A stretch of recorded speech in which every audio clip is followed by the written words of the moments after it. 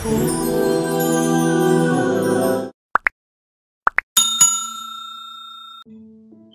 اکرم میگوید یتبع المیت ثلاثه، وقتی بنده از دنیا میگذرد سه چیز از پس وی میرود تا گوریستان. چی است وی؟ اهله و ماله و عمله. اهلش، اولادش، مالهایی که داشت، عملهایی که داشت، هر سه اینها تا گوریستان از پس مرده میروند. فیرجع اثنان و یبقى واحده، و یرجع اهله و ماله و یبقى عمله. پیغمبر خدا گفتند پس میگردد اهلش، اولادش و مالهایی که داشت اونها پس میگردند و همراه این مرده همان عملی او باقی میماند. خلاص. رسول الله گفتند من این حدیثی که الحال برای شما بیان کردم به یک مثال عادی به شما تشبیه میتونم. یک برادر سه برادر دارد، یک شخص سه برادر دارد. پیغمبر خدا این حدیثی که الحال به شما گفتم مثال میارد. سه برادر دارد. وقتی که یک برادر بیمار می شود به سوی این سه برادر مراجعت میکند. به یکی از اینها: برادر عزیز، من الحال بیماری دارم که عاقبتش وفات است، تو برای من چی خدمت میکنی؟ میگفت است برادر، میگفت است مادامی که تو بیمار هستی من تو را بیمارداری میکنم، من برای تو غذا تیار میکنم، همه حالتهای وزنی تو را به دوش خود میبردارم، وقتی از دنیا گذشتی من تو را غسل میدهم، کفن میکنم و داخل قبر میگذارم. پیغمبر خدا گفت این اهلش است، این اهل هست، یعنی تا داخل قبر اهل اولاد خدمت میکند. این برادر برادر اهلی هست. گفتند باز این بیمار به سوی برادر دیگه مراجعت میکند: تو چی خدمت میکنی؟ میگوید برادر عزیز، برادری من و تو فقط در همین حیات است، بعدی تو من از این خانه تو باز خانه دیگر کس میروم. رسول اکرم گفتند این برادر مال است، این مال است. گفتند امروز در دست این کس است، فردا از دنیا که گذشت باز در دست دیگر کس میافته. و سیوم برادری که مراجعت میکند میگوید تو چی خدمت میکنی؟ میگوید خدمت من همین است که من همراه تو در داخل قبر میستم و از وحشت قبر تو را نگاه میدارم، سوالهای منکر و نکیر را جواب میگردانم، روز قیامت در ترازوی اعمال تو چکار میکنم؟ وزنین میشوم، سنگین میگردم. پیغمبر خدا گفتند این برادر عملت هست، ای اصحاب من از این سه برادر کلامش اختیار میکنید؟ گفتند آخرش پیغمبر خدا اونی که همراه ما در قبر هست، این عمل هست.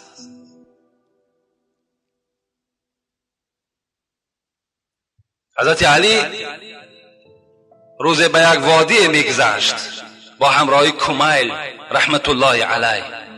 کمیل میگوید در یک وادی یک قبرستان را دید علی و جانب قبرستان گشت. گفت ای اهل قبرستان،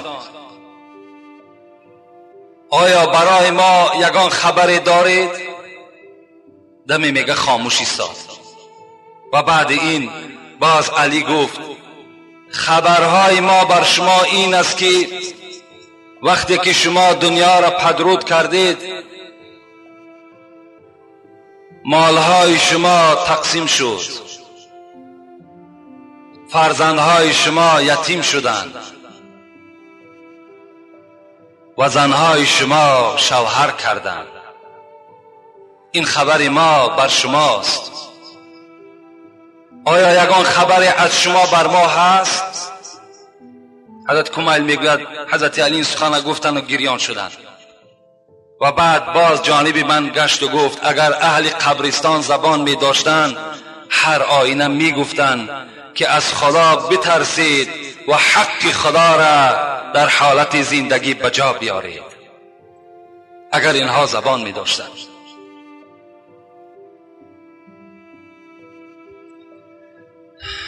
این یک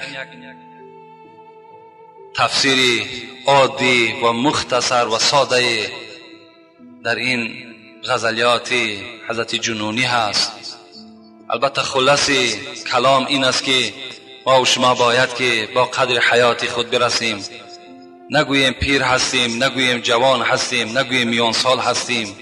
هر حالتی که نباشد عادی ترین حتی یک ثانیه و یک دقیقه را برای خودمان چیکار کنیم؟ غنیمت بشماریم. زیرا ما و شما نمیدانیم که مرگ کی به سراغ ما و شما می آید. پیش از مرگ باید که ما و شما تیار باشیم. رسول الله میگوید استعید للموت قبل نزول الموت. پیش از آنی که مرگ بالای شما می آید شما باید که تیار باشیم. میگذاریم انشاءالله در سوال و جواب هایی که الحال نزد ما هستند. بسم الله الرحمن الرحیم. السلام علیکم داملای عزیز، من شما را دوستی نزدیک میدانم. التماس به سوال من جواب درست بده. در وقت گذشتن از منزل روزها دعا کردن ممکن است یا نه؟ یعنی وقتی شما به پیش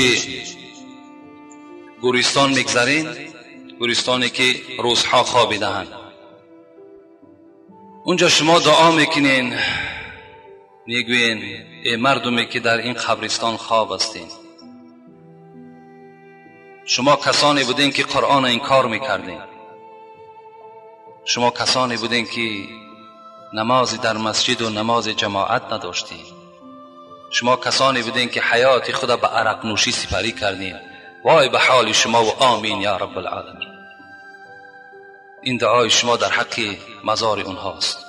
وای به حال شما که شما دین اسلام اختیار نکردین و اگر شما این راه را انتخاب میکردین خدای شما گفته بود این الدین عند الله الاسلام، دینی که در نزد من نجات دارد این همون چی هست؟ اسلام هست. هر کسی که با اسلام از دنیا میگذرد در حق او ما دعا میکنیم که خدای رحمت و مغفرتش میگرداند. وقتی انسانی که با اسلام هیچ خدمتی نمیکند به ضمن خدمت باز دشمنی خودش میآورزد او لایق دعا هم ندارد.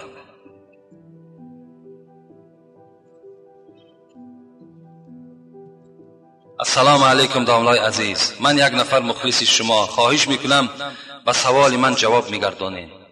زن با طور شوخی با شوهرش میگوید در نبودن تو من با یک جوان زیبا بودم، با این طریق این زن گناه میگیرد یا نه؟ و در آخر التماس دارم از شما امروز در روز قبول دعاست از برای من دعا میکردید که کاری مشکل پیش روی من آمده است. یعنی این برادر سوال کردن که اگر زن به طریق شوخی بگوید که در نبودن تو من با همراه یک جوان بودم، آیا این زن گناهگار می شود یا نه؟ راستی بار باور کن این بی‌غیرتی و بی‌ناموسی همون مرد نشان می دهد.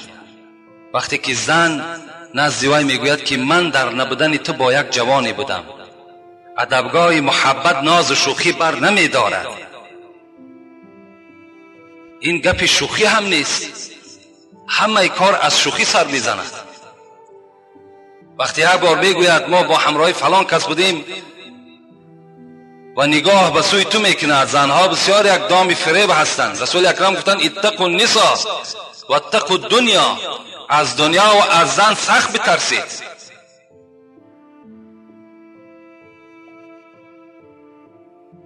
از این خاطر اولا این تماما معنی ندارد. باید زن اینقدر جرأت پیدا نکند که این سخن در نزد شوهر خود بگوید که ما با فلان مردی بودم و این مرد اگر خنده کند این دیوس است و بگوید شوخی کرده است، خنده کند این دیوسی را نشان میدهد.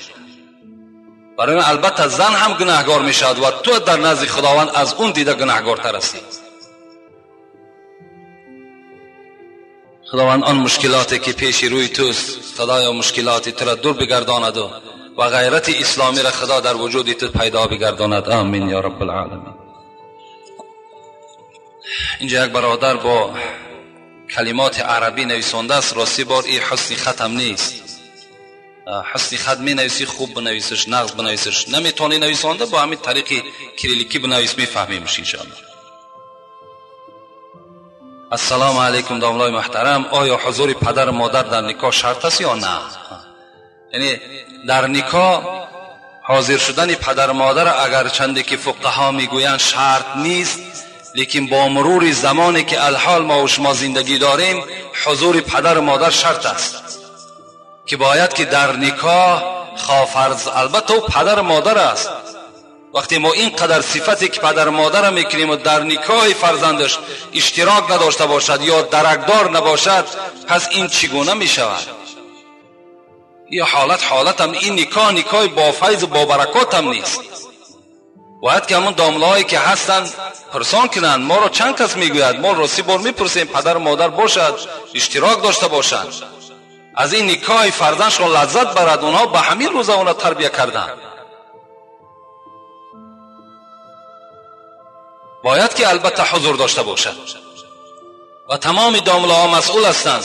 اینها را باید که بپرسند که آیا اشتراک دارد ندارد، آیا این فرزند چگونه فرزند است که پدر و مادر او در این نکاح اشتراک ندارد. اینا را باید که ما بفهمیم، دامله ها باید بپرسند. الحال در همین موضوع یک صحبت میخواهم برای شما برسانم. یک برادر برای ما مراجعت کرد، من بعض دامله ها این رساندنی هستم. یک برادر الحال به ما مراجعت کرد که پدرشان یک زنی داده بودند. اون زن تخمین 50 ساله یا زیادتر از 50 ساله بود. وقتی که در خاندان پدرشان جنجال شده است، البته زندگی آینه بیش و کمی است، هر شب در آسمان ستاره نیست، زندگی بی جنجال نمی شود. وقتی جنجال شده است، اون زن بیرون شده است از خانه، آمده است این شهر خانه مادرشان و بعضی از فرزندهای از همین دهه نزدیکی همین کارز است، اون زن دیراب کردن، طلاق ناگرفته رفته در پدر خچان نکاح کرده دادن. ببینید این خودش یک مصیبت است، یک مسخره کردن با اسلام است. این ممکن نیست در اسلام. زنی که به او بی نکاح است، اون نکاح نشد، اگر چند تا روز خطبه بخواند خواندن میگیرد، اون خطبه معنای را ندارد که نکاح واقع شد. اینجا شرط ها به جان آمده است. این زن بی طلاق است، چگونه وای میتواند قطعی اون مرد زندگی کند با اون موی سفید؟ اون موی سفید فردا در قبر نزد خدا چی جواب میگه؟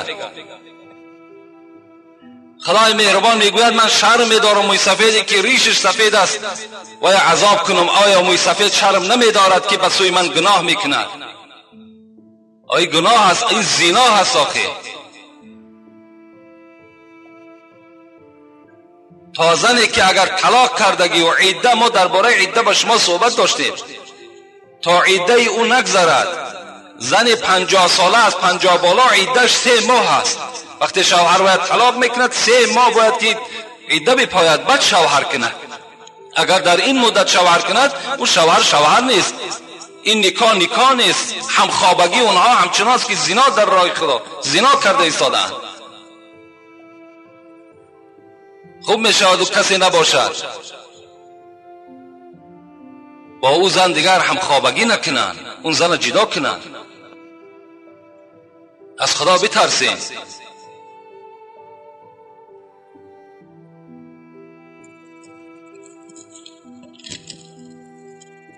السلام علیکم داملای عزیز، من در دانشگاه شهر کلاب میخوانم. دکان دانشگاه به ما میگوید که من شخص مسلمان را شوم میبینم. در قرآن شریف آمده که دخترها مسجد رفتن منع است. دکان میگوید که من آدم دیندار را شوم میبینم. میگوید که قدم زدگی هم گناه است و با سر سجده میکنم، باز یک بار گناهگار میشم. من راستی با این سوالم نفهمیدم، لیکن آمدن زنها در قرآن خبر داده باشد به مسجد، در قرآن هیچ آیتی نه آمده است که زن به مسجد نآید. دکان دروغ میگوید. و دیگری که مثال آدم مسلمان بد میبیند، شوم میبیند، این طری ابو جهلا پر است. ما برای هیچ غم هم نداریم. در هر زمان محمدی هم هست، ابو جهلی هم هست.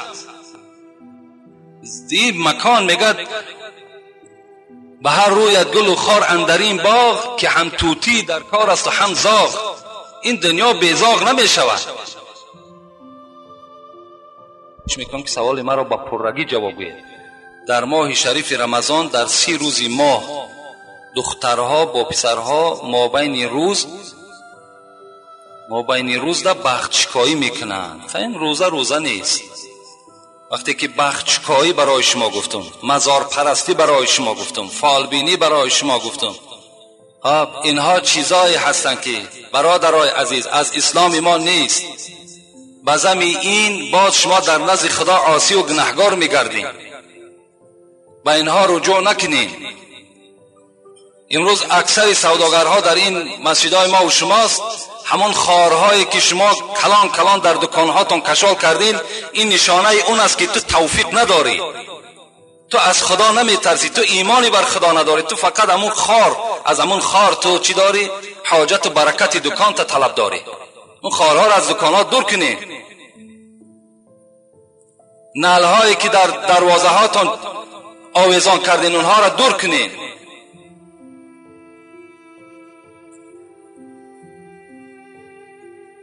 در رمضان کرده باشد، از رمضان ثوابش تماما محروم شده است.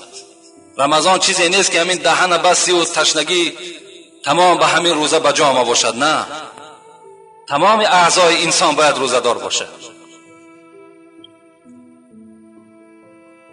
بسم الله الرحمن الرحیم. السلام علیکم. که دامله حاجی میرزا، حمام رفتن مردها یک جای درست است یا نه؟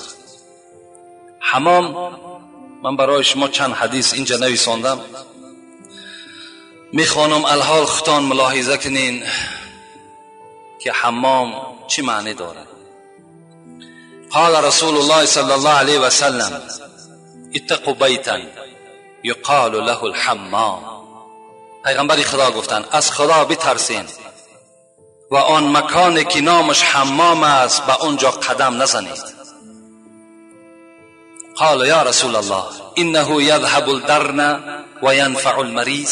صحابه گفتن پیغمبر خدا، حمام مکانی هست که چرک آدم دور میگردد و بیماری هایی که باشد از حساب حمام بیماری ها نابود میگردد. قال فمن دخل فلیستتر. پس مادام کدامی از شما میخواهد که حمام داخل شود، بایستا که ستر عورت بجا بیارد. رسول اکرم در آخر گفتند از این خاطر وقتی شما حمام می‌درایین، جوانای عزیز یا پدرهایی که حمام می‌روین، اولا حاجت به حمام نیست. الحمدلله امروز یک سرپوشه داریم یا یک پیچکه داریم که در همون یک کمی همون را بتسپانیم، آب گرم کنیم، در همون سر بدن خدا بشوییم. از وی که ما و شما در یک جمعیت داخل می شویم که همه اگرچه تو سطر داری لیکن اون دیگرها سطر ندارند، به نظر کردن اونها، به داخل شدن مکان اونها تو هم گناهگار هستی. حضرت سلمان فارس از ما و شماست، میگوید 3 بار گفتن حضرت مردن و زنده شدن را به عهده دارم، لکن نظر کردن به عورت یک برادر را اختیار نمیکنم. 3 بار حضرت گفتند مردن و زنده شدن را به عهده دارم. این مردن خیلی کاری مشکل است، جان دادن خیلی کاری مشکل است. این را به عهده دارم، لکن به عورت یک برادر نظر کردن را من برای خود اختیار نمیکنم. من کان یؤمن بالله والیوم الاخر. این نسائی هم روایت کردن، ترمذی هم روایت کردن، حاکم هم روایت کردن. چی گفتن؟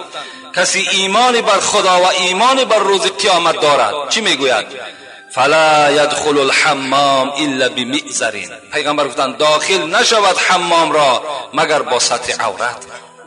و من کان یؤمن بالله والیوم الاخر فلا يدخل حلیلته الحمام. کسی ایمان دارد، ایمانی بر روز قیامت دارد، ایمانی بر خدا دارد، با عیسی که اجازت ندهد که زنی او حمام رود.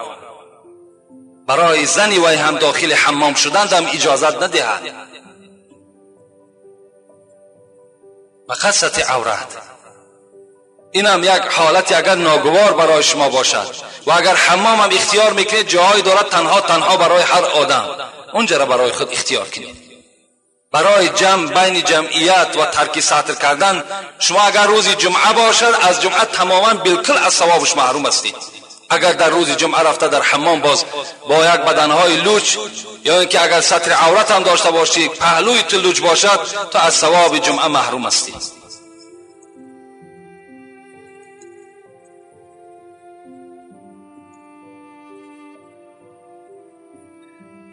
السلام علیکم داملای عزیز و گرامی، یک چند سوال را از شما پرسان میکنم. شما گویید که مادر به سر گوری فرزندش رفته دعا کردن روا هست یا نه؟ دویم، مفهوم روضه امام اعظم چیست؟ روضه گفته